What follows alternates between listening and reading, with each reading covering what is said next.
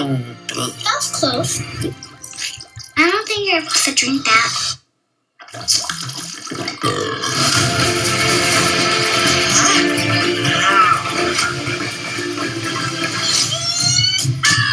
Ancient Cobra Bubbles. We have a blue dog to catch.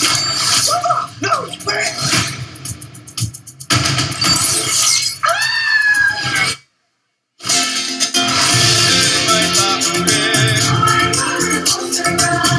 Back to the Nerdy Grail, and as you can see behind me with the Disney theme and the Leroy plush in the background, this is another movie review of a specific theme, because today, well, literally about half an hour ago, me and my fiance came back from the cinema after watching the latest Disney live-action remake. This time round, it's the live-action remake of Lilo and Stitch, and so to add to my growing cinema cut collection, I picked up the Lilo and Stitch View Cinema Cup, which looks really, really nice. And there was a couple of different designs, but I went with the Stitch sitting down design. They also had one of him hula dancing, and they also had another one of him on a surfboard. But I think this is just a classic little Stitch pose of him sat down, acting all cute. So really, really nice. So I can add that to my growing cinema cut collection. Maybe I'll have to do a video on that in the future.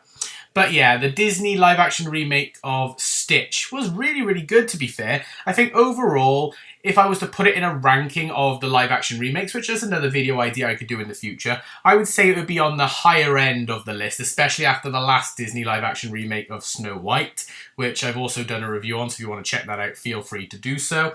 But I really, really liked it. There was elements of the original in there, where they literally did like a scene-by-scene recreation of it, and then obviously there were some new elements and new plot threads thrown in there. So it was a little bit different, so it wasn't the exact same for old fans, but also had something for new fans as well. You could easily watch this as a standalone Lilo and Stitch film if you know nothing about the franchise. I think it works pretty well in that regard.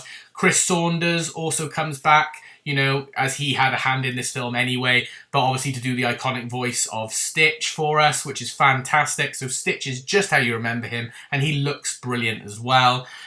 You've also got, I had to write this down as well, Tia Carrera, who plays this social worker character, who's actually the original voice actress for Nani from the TV series and the other movies as well. So that was a good little nod. So she was there looking after the current new Nani and Lilo, so that was quite nice as well. Obviously, the big talking point for this film as well is, whenever the trailers came out, is how are Jumba and Pleakley going to look. So you've got Jumba, played by Zach Galifianakis, and also Pleakley, played by Billy Magnussen, who, you know, are good in the movie, don't get me wrong. Visually, Pleakley, let's talk about Pleakley first. Pleakley looks pretty decent.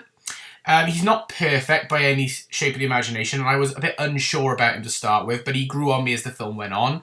And his voice actor, you know, Billy Magnussen, does a really, really good job of getting the quirkiness of Pleakley. The comic relief is sort of what Pleakley is, and he's that Earth expert, so he does a really good job. It was a little bit unfortunate, but we sort of anticipated they might not do this, is we didn't really get to see Pleakley dress up in a lot of Earth-based garb.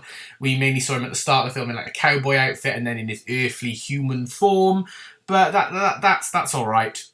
However, then you've got Jumba, played by Zach Galifianakis, fantastic actor in most things that he does, if not everything that he does.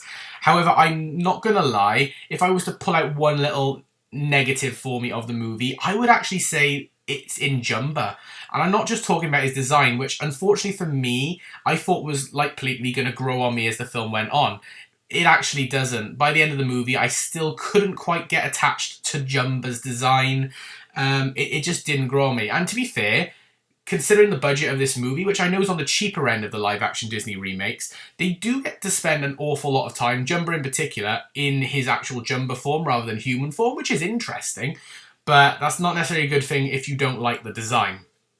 But also his characterization as well. Like in the original, you know, Jumba's meant to be this quite sinister, evil scientist character who then grows and changes as his relationship with Pleakley, who's joined him on the adventure, comes into play, and then as he encounters Stitch and Lilo on Earth, you know, he sort of adapts and changes, and then when he gets sentenced on Earth at the end of the movie, You know, you see the character growth of Jumba, but you don't get that in this film. He feels quite two-dimensional.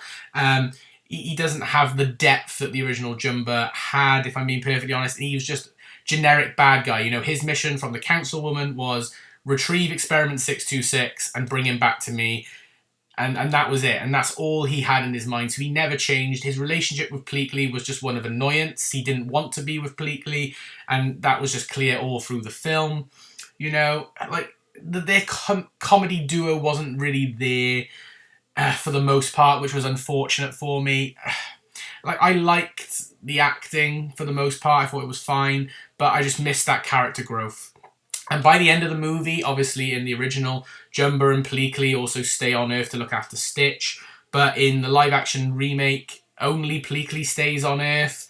Jumba gets taken back up by the councilwoman to obviously, you know, suffer for his crimes of creating the illegal Experiment 626 and failing to bring him in. So I don't know what's going on there, and Jumba's a huge part of the Lilo and Stitch franchise, so who knows what's going to happen. Speaking of the councilwoman, by the way, I will also say on the design front, so if I'm saying obviously Pleakley's pretty good, Jumba was a bit lackluster for me, the councilwoman was fantastic. She looked like she was taken straight from the animated movie. That's exactly how she would look. It looked like, obviously, like the Sonic films do, where the characters are practically spot on, because she looked really, really good. Stitch, obviously you've got to get Stitch right. He was done right. He looked amazing, beautiful to watch, beautiful to see. His characterization was nailed down, but obviously with Chris at the helm, that was obviously going to happen. His voice was perfect. And then you got the human characters then, you know, Lilo. I thought the little actress, the little girl who played Lilo, did a really, really good job. And yeah, she was believable. She was believable. She had all the characterization down, the quirkiness, the sassiness, you know, the more serious nature. You know, the stroppy little girl as well. She had it all nailed. It was brilliant. And her relationship with Stitch was great. Nani, the person who plays Nani in this film as well, was also pretty decent. David as well. Although I will say David in this movie was even though in the original, and David's character is more of like a hopeless romantic sort who likes Nani, but, you know, he tries to make it not too obvious, but ends up making it obvious.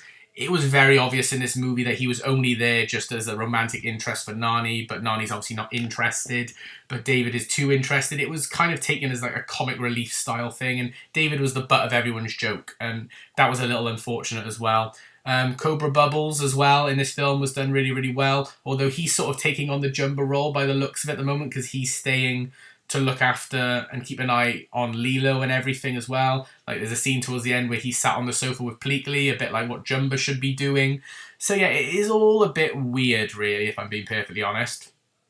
But yeah, everyone knows, or if you don't know, obviously the plot of Lilo and Stitch is an illegal experiment created by Jumba, who escapes to Earth and ends up encountering Lilo and her family, her small family, Lilo and her sister Nani, and ends up hiding out, being their pet in order to hide from Jumba and Pleakley, who are hunting him down to bring him back, basically.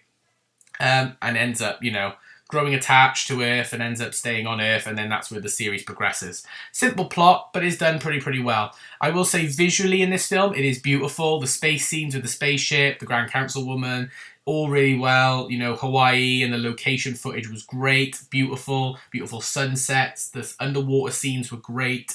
The music, the soundtrack as well, is fantastic. Hawaiian roller coaster ride, all that. Fantastic. So if you're a fan of the soundtrack of Lilo and Stitch, you're going to love this as well. Yeah, I think overall they nailed what they needed to nail, but there was just little things here and there that sort of annoyed me a little bit or disappointed me. Like Jumba, you know.